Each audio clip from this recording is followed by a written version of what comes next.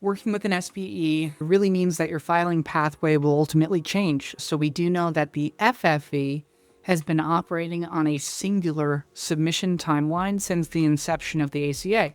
Converting to an SPE no longer cedes to the timeline that CMS has provided. State-based exchanges will develop and will implement their own deadlines that wrap around FFE deadlines.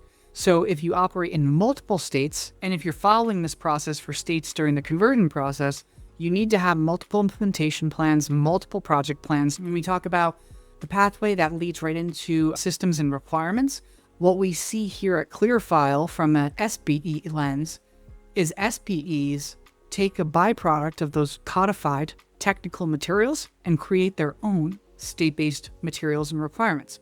And as states create these state-specific requirements, justification forms, they attempt to simplify these complex federal templates. We know the plan and benefit template is one of the most complex, labor-intensive templates, but we know why it's so important for CMS's codification.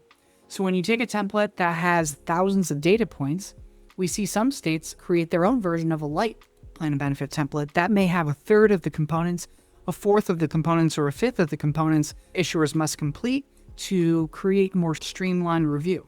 So we're also seeing states take CMS's lengthy review process and simplifying it. That's created their own efficiencies during the approval process.